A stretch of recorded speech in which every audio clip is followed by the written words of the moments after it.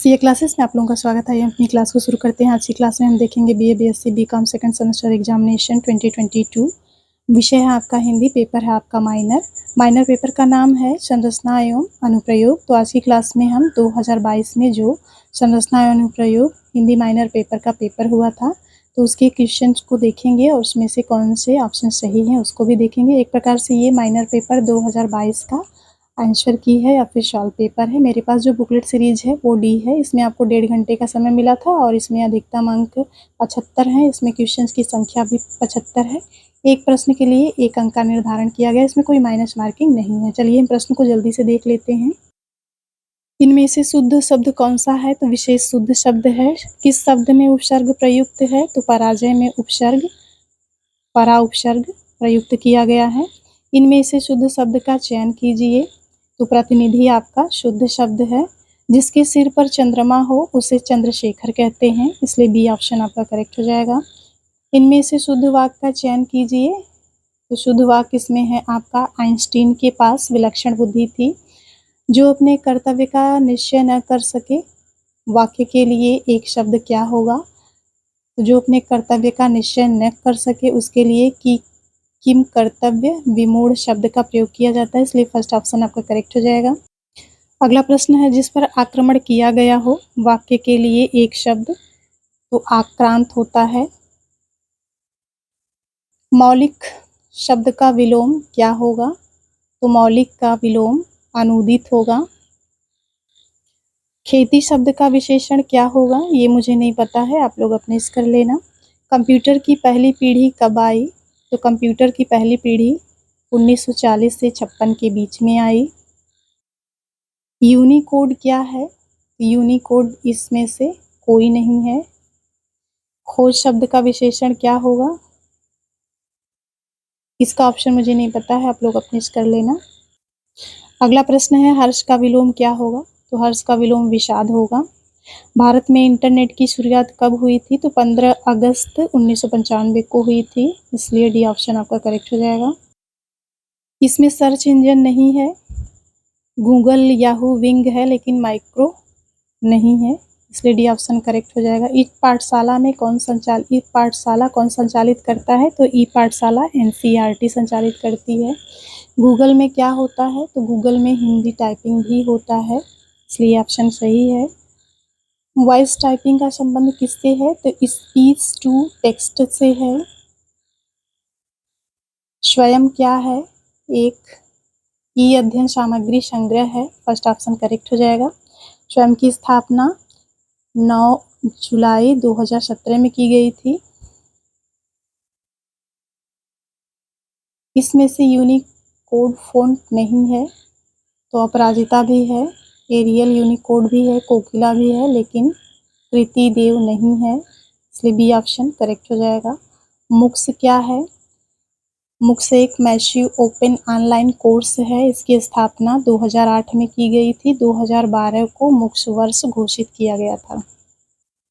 हिंदी भाषा को कौन सी लिपि में लिखते हैं? देवनागरी लिपि में लिखते हैं। इनमें से हिंदी की आदि जननी कौन है? तो संस्कृत हिंदी की आदि जननी है। वर्तमान हिंदी का प्रचलित रूप कौन सा है? तो खड़ी बोली है। अक्ल का दुश्मन होना मुहावरे का अर्थ महामूर्ख होना।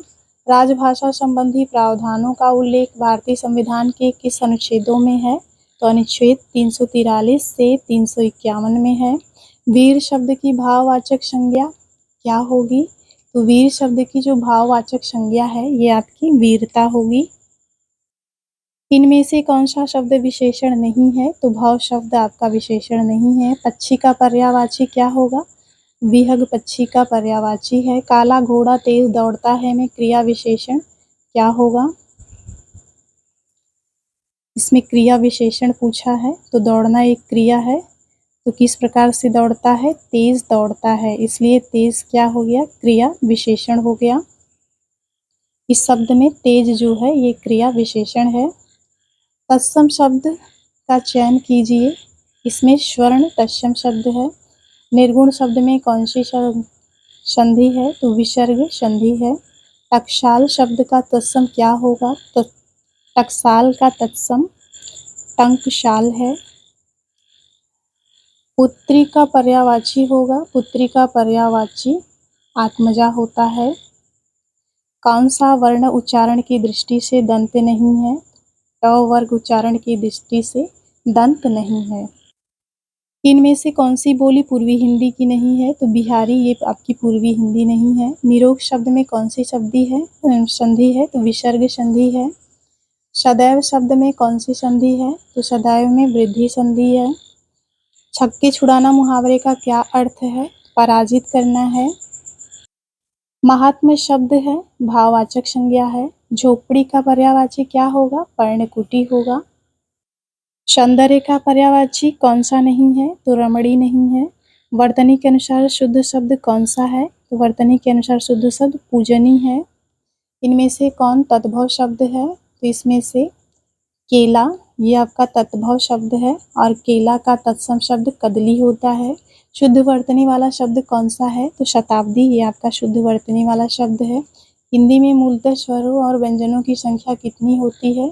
ये जो है कंफ्यूजन वाला ऑप्शन है, इसको आप लोग अपने से देख लेना। 11 स्वर होते हैं और 41 व्यंजन होते हैं जो कि आपके ऑप्शन में नहीं है, इसको आप लोग अपने हिसाब से देख लेना। अगला प्रश्न है, इनमें से शुद्ध वाक्य का चयन कीजिए। तो इसमें से शुद्ध वाक्य है, यह कार्य मैं आसानी से कर सकता हूँ। पांडव शब्द में कैसा प्रत्यय है? तो तद्धित प्रत्यय है। अपना उद्देश्य पूर्ण होने पर संतुष्ट ऐसे व्यक्ति के लिए एक शब्द कितार्थ है। जिस पर हमला न किया गया हो वाक्य के लिए एक शब्द क्या है? जिस पर हमला न किया गया हो वाक्य के लिए एक शब्द आपका अनाक्रांत है। तुलना शब्द का विशेषण क्या होगा? तो तुलना शब्द का जो विशेषण है वो तुलनीय होगा। उचित अनुचित का ज्ञान रखने वाला के लिए एक शब्द क्या होगा? तो विवेकी होगा। व्यक्ति शब्द का विशेषण क्या होगा? व्यक्ति शब्द का जो विशेषण होगा वो आपका वैयक्तिक होगा।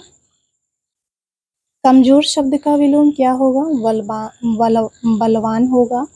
साहचर्य शब्द का विलोम क्या होगा? अलगाव होगा। स्पृश्य शब्द का विलोम क्या होगा? अस्पृश्य होगा। वादी शब्द का विलोम क्या होगा? प्रतिवादी होगा। इसके बाद यहाँ पर आपका एक पैराग्राफ दिया हुआ है और इसमें 58 से लेकर के 61 तक प्रश्न इस पैराग्राफ से पूछे गए हैं, जिसको पढ़ करके इसके बाद जो क्वेश्चन है उसका आंसर देना है। भारत में शिक्षित व्यक्ति किसे माना जाता है? पैराग्राफ के अनुसार जिसने अंग्रेजी में पढ़ाई की हो। गद्यांश का उपयुक्त शीर्षक क्या होगा? तो गद्यांश का उपयुक्त शीर्षक मातृभाषा का तिरस्कार होगा।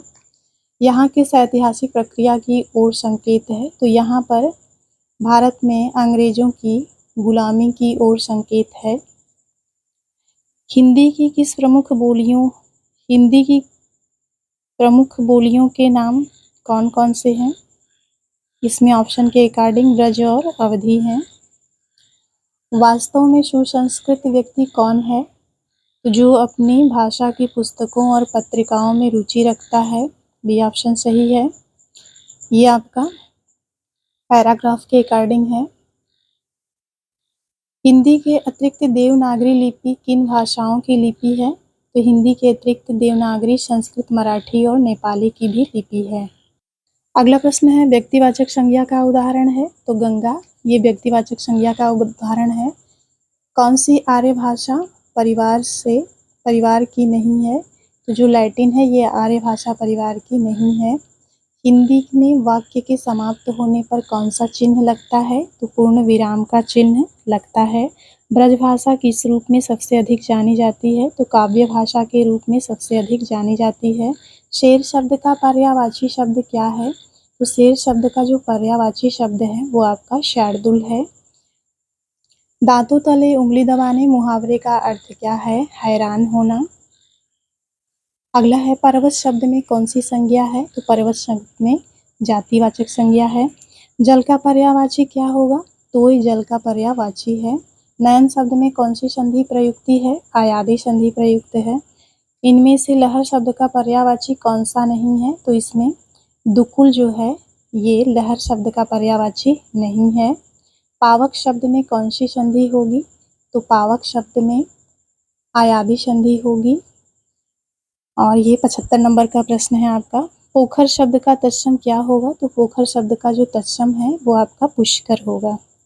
ये 2022 का माइनर पेपर हिंदी का